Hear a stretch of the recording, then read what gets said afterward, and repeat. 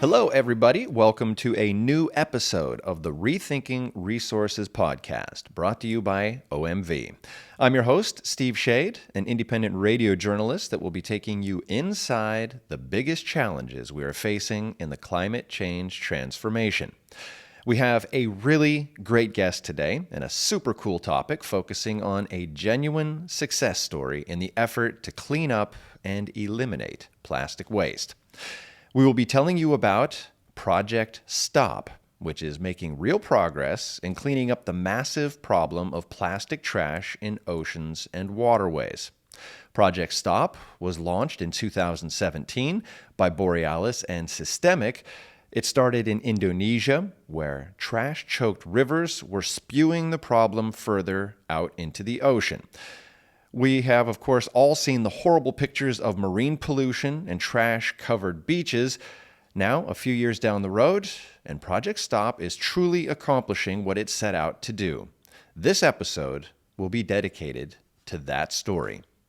Just in case you are tuning in for the first time, our main topic this first season is the circular economy, a hugely exciting concept that marks a departure from the linear system of make, use, and throw away.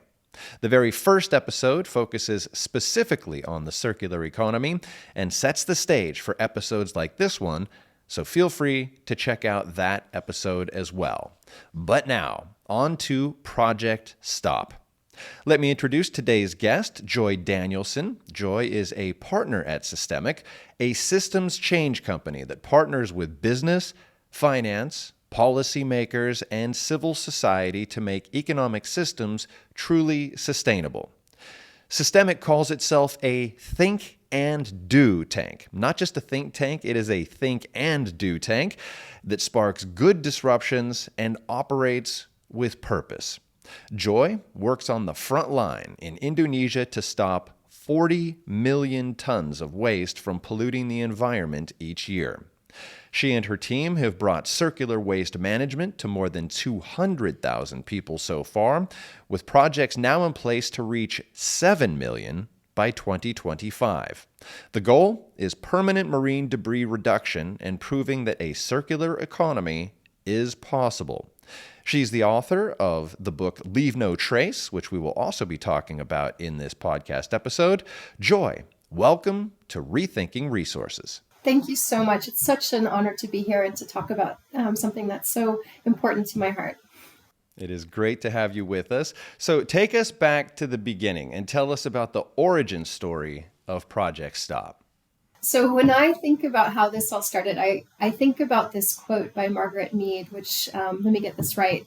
It's never doubt that a small group of thoughtful, committed citizens can change the world. Indeed, it's the only thing that ever has. So in this origin story, it started out with a small group of people.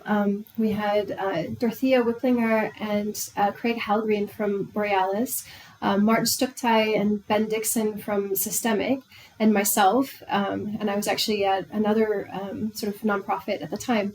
And I think Borealis and SYSTEMIQ wanted to do something meaningful in this space, right? And so they had a workshop and they said, all the sort of traditional ideas came out. And Dorothea was really firm. And she said, no, this isn't good enough. We want to actually do something that legitimately reduces ocean plastic. And so she really pushed the team to go deeper, to think bigger.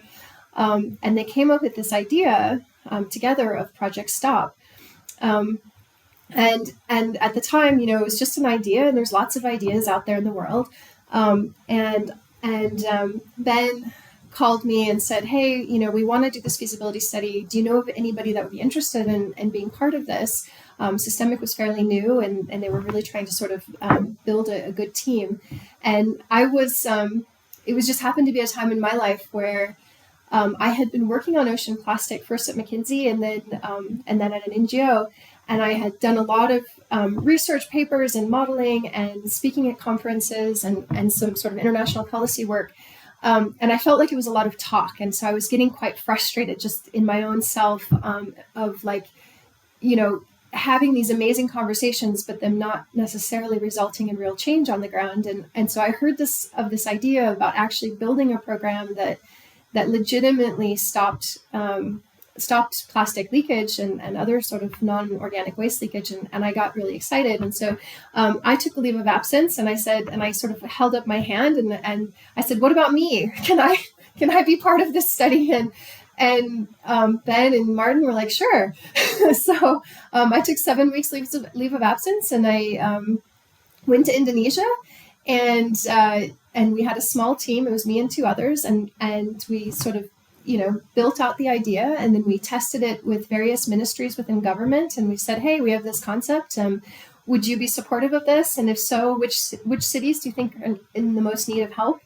And it was one of those things where, like all of these things align in the world, right? And we got all of the information we needed, and we had great local partners, and the government was on board, and, all of these things kind of fit into place. And then we went from like a long list of cities to a very short list of 2 cities, Labuan Bajo and Banyuwangi. And our little team of 3 people went out to both of those locations, and we just talked with the local governments, and we said, hey, would you guys be interested in this? And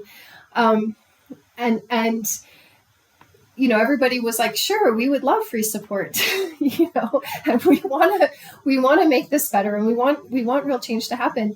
But it was still kind of an idea.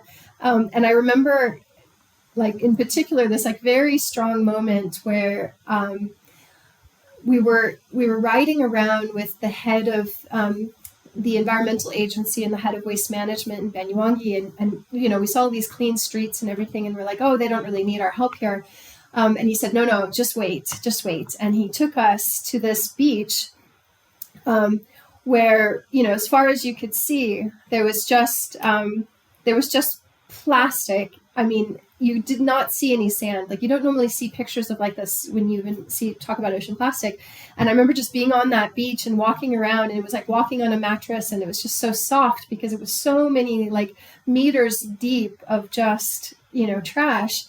And like the smell and the astringency of it like burns your nose. It just like, it's intense. And I was just like, oh my God, how is this possible? How is this happening? And so I had kind of So let me ask you, how was it possible? How was it happening? Because let's deal with the problem that preceded the solution that you came up with.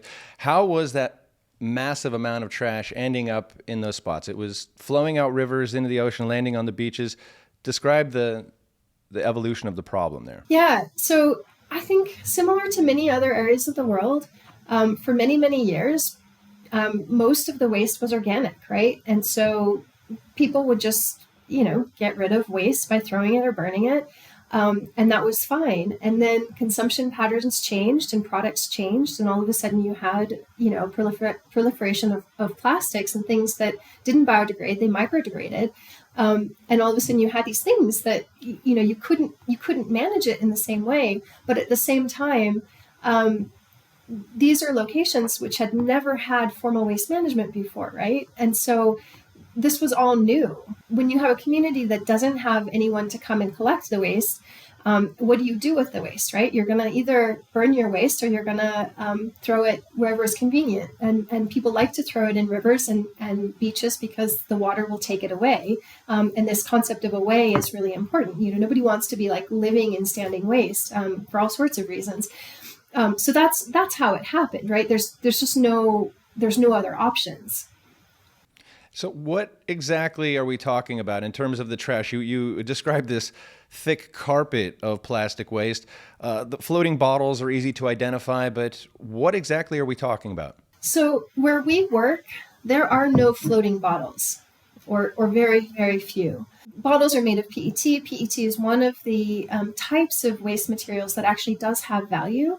So if you're in let's say a city that's within, let's say, a 10-hour drive of a recycling center, generally you won't find any plastic bottles or really any rigid plastics at all. So when we see these just huge amounts of standing waste, it's generally all of your flexible plastics and your polystyrenes and things like that, and your sachets, your multi-layer sachets that just don't have any value. And you also see textile, and you see diapers, lots and lots of diapers and sanitary pads and things like that. at its worst, how was the trash affecting the lives of the people who lived in the polluted areas where it ended up? In pretty dramatic ways. And I'm going back again to sort of Munchar and Banyuwangi, our very first location. This is such a cool part of Indonesia. It used to be the second largest fishing port in the country. And so it has these beautiful painted boats and a whole community of fishermen.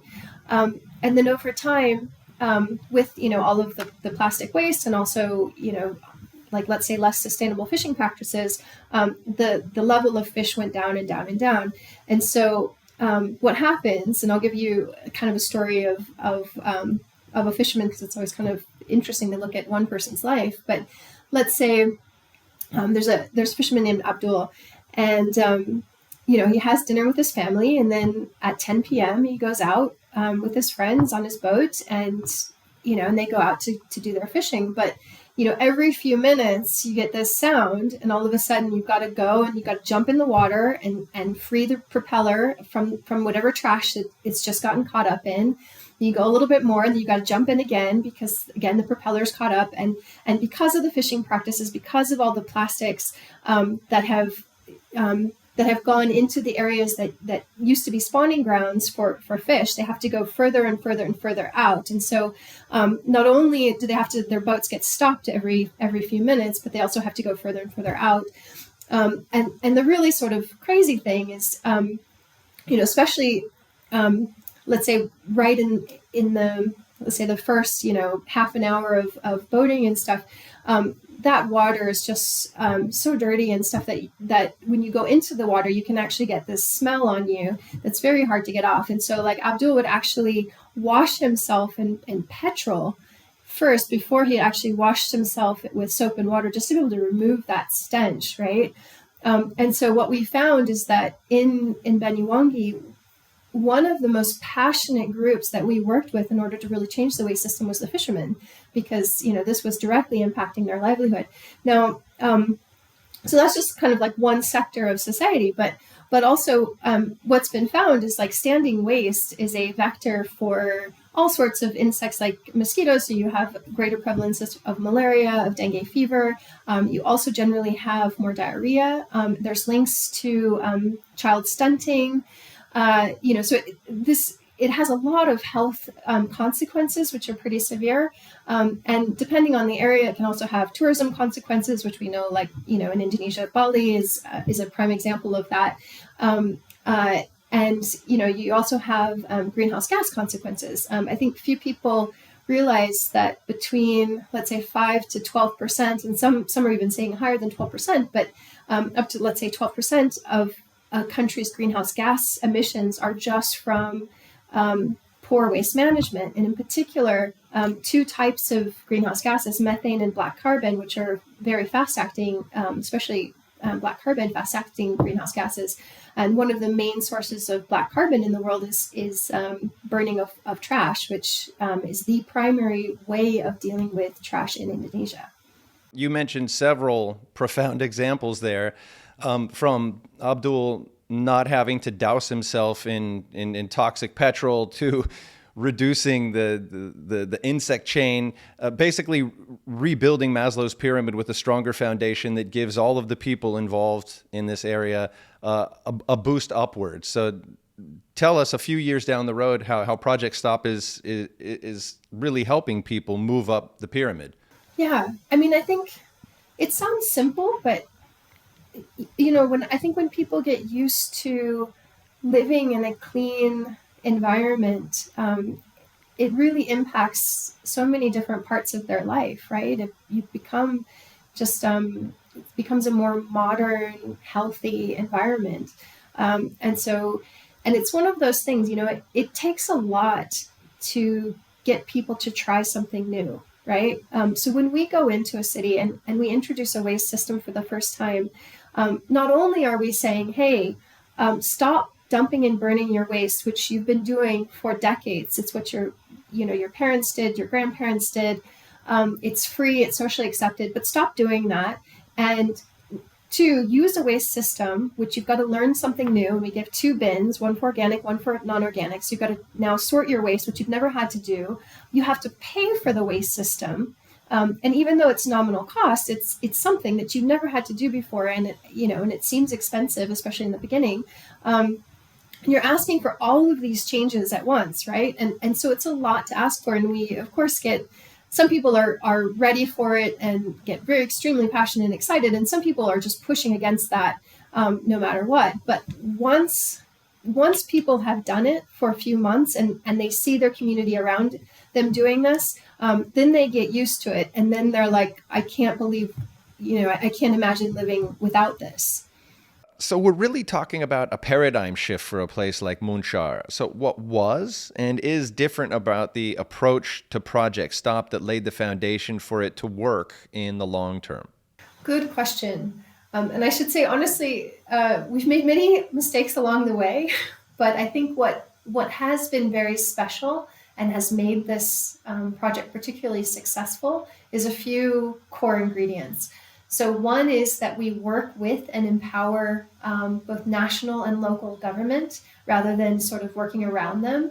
And that includes, from the very beginning, we create an MOU with national government, MOU, Memorandum of Understanding, which gives us the credibility and support that makes it easier to open those doors within local government and really get their buy-in. We also put a team of experts in all the technical parts of a waste system, as well as behavior change, as well as government policy and governance. We put them on the ground in the city to work hand in hand with local government for 3 years. So we're not just writing a strategy and handing it over and say, hey, local government, why don't you implement this? But we're actually helping them step by step and doing it together. We also provide both hard and soft support, meaning we do the typical parts when you think about a waste system, so the collection routing and building processing facilities to sort the waste and the landfill disposal, all of that.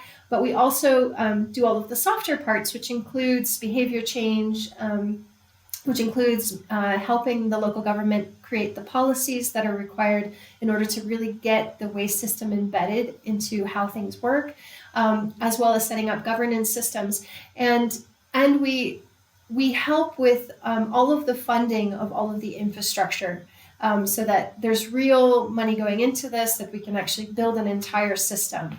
And I think those things have made this project particularly powerful. So Joi, let me ask you about how this success can be duplicated and expanded to other places. Project Stop uses a system enabler approach in which a team of experts helps a city design and then implement a low-cost waste management system. How do you go in and really duplicate this? So I think over time, we've figured out a process that's replicable, right?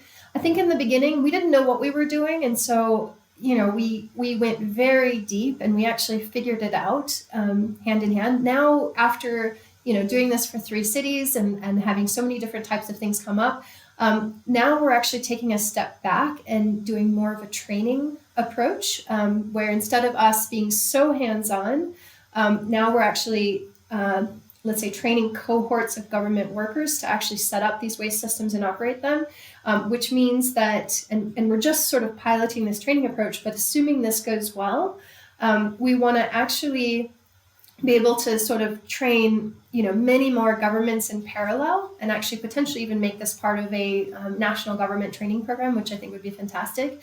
And we're also utilizing tools like IT-enabled apps and things like that, which also help with that. And then I think when we're talking about replicability,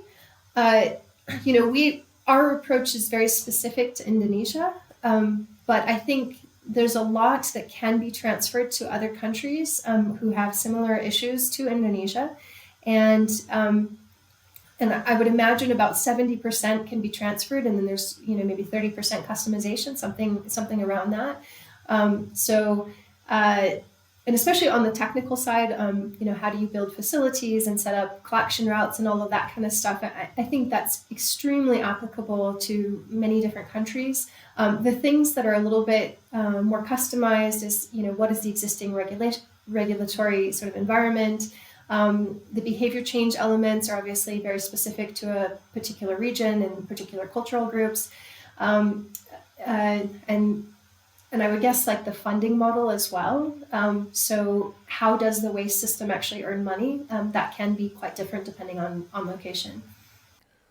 So let me ask you immediately, what's the next country you have in mind after Indonesia? What's the logical next step? There's a feasibility study happening right now in Egypt.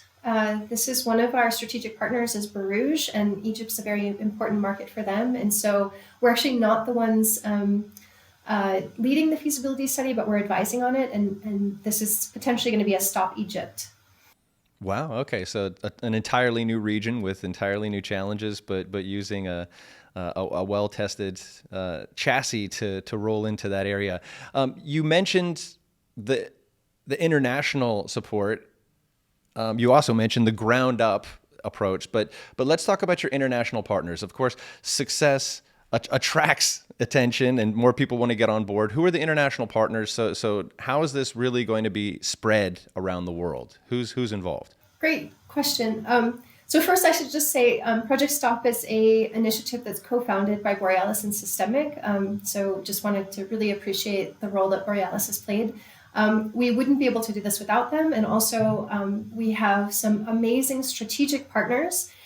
So the government of Norway was one of the first partners that took a risk with this project from the very beginning and have been with us all the way through. Also, the Alliance to End Plastic Waste has been an instrumental partner with us for many years. We also have Nestle, again, extremely strategic, especially in our Pasuruan city. We have Barouge and we have Seedwerk. Wonderful, wonderful contributors. And then we have P4G, so Partnership for Growth, which is helping us actually transform the economics of the waste system within Indonesia and hopefully globally.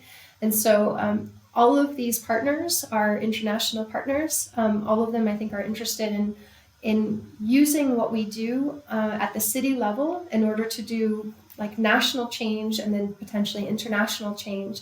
And so and I think that's incredibly cool. And I think for us, and coming from SYSTEMIQ, which we really do, we put the system at the heart of what we're doing. So we're really trying, like the big goal is how do you stop 40 million tons of waste from polluting nature every year, right? Like that's the big goal. And you can only do so much of that city by city. But if you use your city work to actually change national policy and to actually pilot certain things that haven't existed before but should exist, and then you can roll this out, city after city, then you can have tremendous impact, which is what we've been doing, and we've had so much success on our national policy work, which is really exciting. So I think we've been very fortunate to be able to work with such passionate organizations about moving towards a circular economy, who have invested in this work, which is very sort of, I think, root cause addressing, groundbreaking work in many respects. So Joi, the cleanup is part of the solution, but it is not only about collecting and preventing the waste from ending up in our environment. It's also about recycling it, bringing it back into the loop. So does Project Stop contribute to real circular solutions? Yes, it absolutely does. And I think, let me just first talk about the cleanup part of this. So like you said, cleanups they're part of it, but they're not the main solution. What we're really trying to do is to stop waste from ever going into the environment in the first place. And we use cleanups really more as behavior change activities, so that when we're rolling out new collection, we gather the entire community together and we say, hey, let's clean up your area, let's make it beautiful, and then let's roll out this waste collection so that we keep it beautiful. And that gets everybody really excited.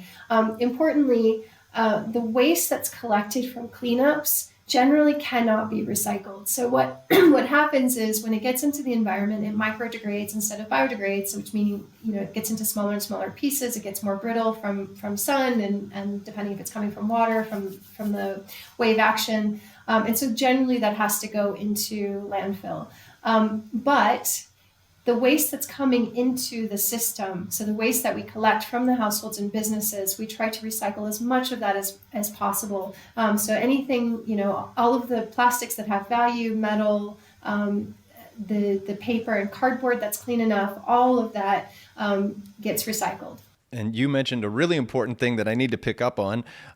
So what about the root source? What about packaging producers themselves? Are they taking responsibility for the disposal of these products? Do they design for recyclability? Are they making any real financial contributions as well to the cleanup? What's the involvement of the actual packaging producers? I think this varies by producer to producer. To be honest, I think some are really taking this seriously and trying to make it part of their business models.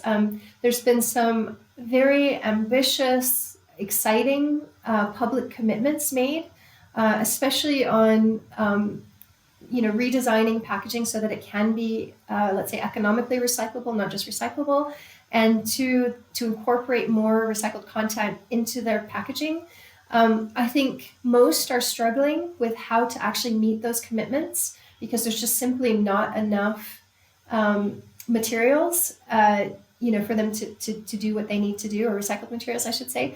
I think the danger is that, when companies work, sort of company by company, they're siloed into their packaging types. And so you tend to get these, let's say, parallel collection systems happening. So you have, let's say a whole project to just collect PET, that's then in sort of competition with waste pickers collecting other valuable materials, which is then somewhat in competition with municipal systems, which collect everything. And I think the more, and this gets a little complicated, right? And potentially controversial, but the more sort of layers of collection that you put on something, the less value there is at the lower parts of that collection chain. And the less money that actually goes into, let's say, like municipal collection. It's very easy just to collect PET, right? Because PET has a lot of value and it can be recyclable, but then it takes the value out of the rest of the waste system. And these municipal systems, they collect things like diapers, right? When you talk about plastic, all of your plastic goals and stuff, they never include diapers, they never include sanitary pads, right? But these are the stuff that's getting into the environment in huge quantities, and they need to be collected. And so you need to have some value going into those collection systems as well. And so I guess kind of going around in a full circle, I think that a lot of producers are making really important decisions for their own businesses. I think there's a real need and urgency to work together across all of the different material types and to fund the activities that actually stop the root cause of the problem, which is, all of your reduction stuff and your collection. And I think, these cleanups and stuff, they feel good and, they get participation and they get people thinking about the issue, but they do not address the root cause. Are there others in or on the value chain that we should be talking about that need to be mentioned? I think everyone has a role to play, right? Like in order for a circular economy to work, first you've got to have packaging designed so that it can be economically recyclable. And that means a few things. So it means not including additives that are toxic, keeping the material choices just to one, if possible, making the design so you don't have as much glue and things like that. So there's a very specific role there. There's specific roles for the regulators. There's specific roles for organizations like ours. There's specific roles for the plastic producers like OMV, right? And I think there's a real need for all of these players to work together to make this possible, because right now, we're showing it's possible for PET and to some extent for HDPE and other sort of rigid materials, but for all of your flexibles and all of your multi-layer sachets. Right now, it is economically not possible. And I think in order for that to work, these players do have to come together in new ways. And there is a lot of action happening, especially, sort of, let's say on the international sort of agreements on what could be possible. But we're not seeing it roll out on the front line the way that we need to in order for this to really change. Another important issue is to make sure established waste management systems function sustainably and are financially viable in the long run. So, for example, that they run as a business model. Is that happening with Project Stop? Yes, absolutely. Economic sustainability is one of the core principles of what we do. The reason this is so important is in Indonesia, 40 to 50% of all waste infrastructure that's built is abandoned within a couple of years. And that includes sanitary landfills. Half of sanitary landfills backslide into becoming dump sites. And the two reasons for that is the economics are not sustainable and because of governance challenges. And so it is absolutely imperative that we create systems where there's enough revenue coming into the system to cover the operating costs. We do that by ensuring that we are able to recycle as much waste as possible and get value from those materials. We also collect household and business fees for actually collecting the waste. And ideally, we also have local governments who, sponsor various salaries of collection workers and things like that. Joe, I wanted to go back to something you mentioned when you were standing on this carpet of plastic waste. And at that moment, you decided to give up your former career and dedicate yourself to Project Stop, move to Indonesia. What was it about Project Stop that attracted you to inspire you to make this dramatic decision? Yeah, I'm just kind of putting myself back in that moment. It was one of those moments where I had to ask myself, like, am I all talk? Or if the things that I've been saying, are they real? And am I willing to do what it takes to see? And so it was a really sort of profound kind of moment in my life where I decided to really change my life and move my dog and my partner and all of us to Indonesia to see if what was in my head was real and if we really could actually do something to stop plastic pollution. And I'll say, I'm so happy about making that decision, as hard as it was. At the same time, with all the amazing work that we're doing, still the problem is growing faster than our ability to solve it. And so it's not enough, right?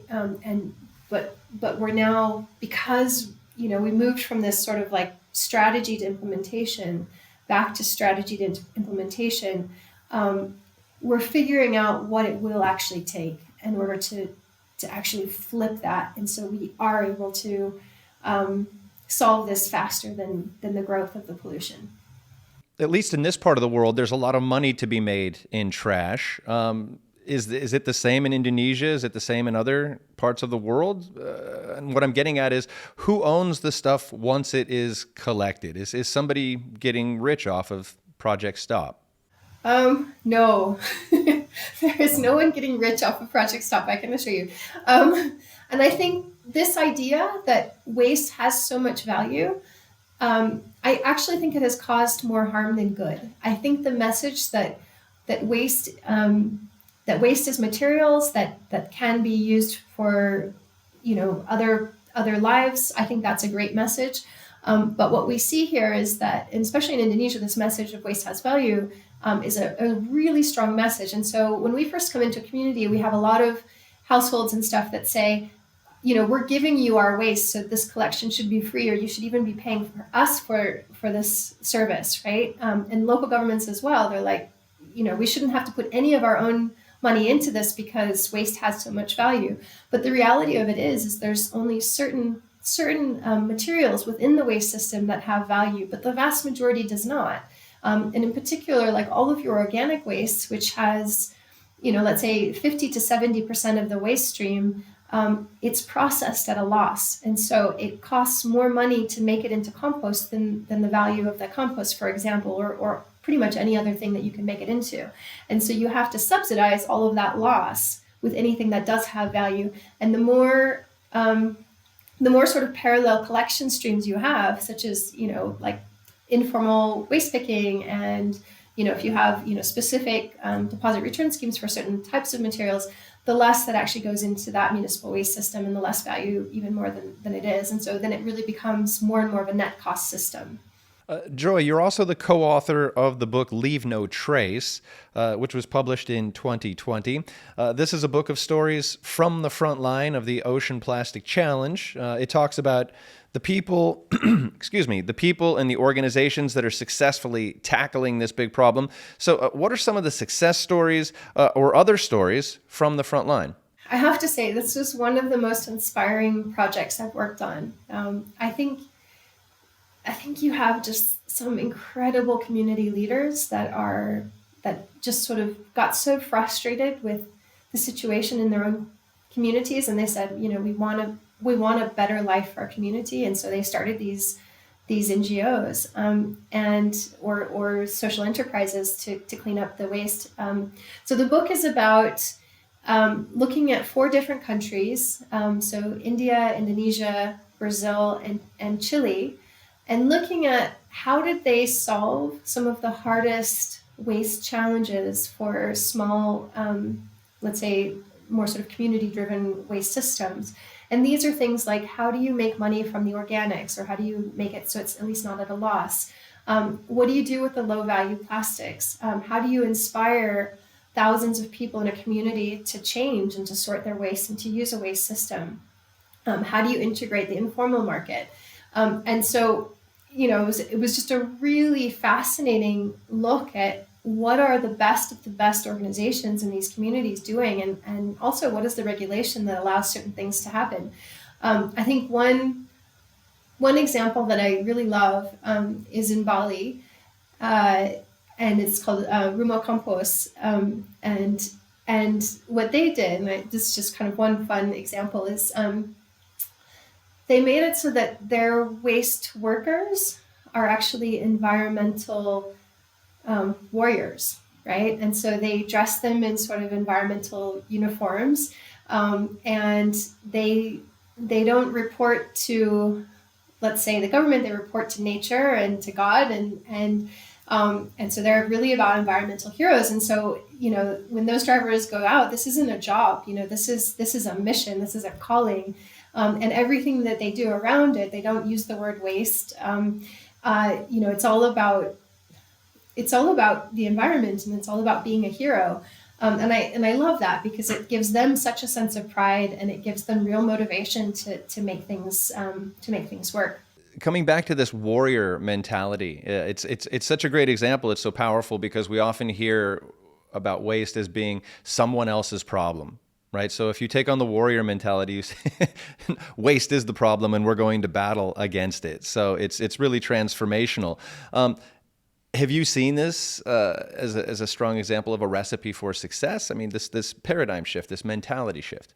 Not necessarily the warrior shift, I guess, but there's like a few ingredients that you have to have, and in order to make this transition. And there's actually some really wonderful research that came out last year about how waste systems follow a similar progression of sophistication. Okay, and so they start, let's say, and they call it different bands, and I think there's 9 bands, but the first 6 are, they go in stepwise, regardless of where you are in the world. And the very first one is, let's say you have a war-torn country, and and all the waste system, it's either not happening, or it's just very small pockets that are like sort of community led, and then it goes on further and further into these levels of sophistication. But in order to bump between those levels, the things that have to happen is, one, you have to have sustainable waste system economics, right? So you have to know that you're going to have the economics, you're going to have the revenue that covers the cost of those waste systems. It sounds really simple, but that's one of the biggest challenges we see anywhere in the world. 2 is you need governance that's separated from the political system. Because if you're depending on a single leader's motivation for a waste system to be sustainable or to even happen, that's a recipe for disaster, especially when there's election changes. You also and you need strong community and government buy-in, right? Like this can't just be forced on people. It has to be something that everyone's going on that journey together. And you also need sort of good communication where you can share the lessons that are being learned in some places into other places. So those are just a few things. So what is the further vision of Project Stop? You've mentioned Egypt, you mentioned other countries, other parts of the world it's going to be expanded to, but where does it really go from here? What is the big vision? The big vision is to use our work to transform the economics of waste management globally, and to transform the governance and sort of technical capacity. And so what this means practically is that when we look at infrastructure funding over the last 10 years, less than half of 1% of DFI infrastructure funding has gone into waste management, and almost all of that has been to waste to energy. We need to change that. And so we actually get more waste collection, sortation, recycling funded. And in order to do that, we need to make sure that the fundamental economics at the operating level are strong. And so our team is using this work to really change those economics. But we're realizing that in order to grow, and we've grown, let's say our first city was 130,000 people. We did two more that were 150,000 people. Now we're working on a city that's 1.4 million people and a city that's 2.6 million people. And so we've basically grown 10 to 20 times.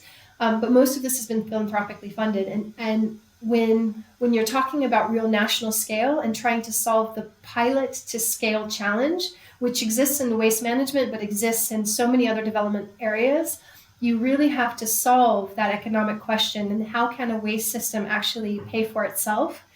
And so that's one of the very big things that we're working on. And we're applying it in Indonesia. But our hope is that this is much bigger, internationally, to solve other waste systems in Asia and Africa in particular. Joi Danielson, thank you so much for giving us some insight into Project Stop, this fascinating aspect of the circular economy. You make me feel more optimistic about the future. Thank you for that. To everybody listening, we hope you all enjoyed listening to this episode. Again, if you listened to the podcast and you want to watch the conversation with Joi, head over to OMV's YouTube channel. Or if you have feedback for us or questions, please write to us, send us an email to podcast@omv.com. We would love to hear from you. For more background information on Project Stop, check out our show notes, where you will be finding lots of links to lots of valuable information about Project Stop and other programs. So that'll do it for us for this time. We hope you'll join us again for the next episode of Rethinking Resources.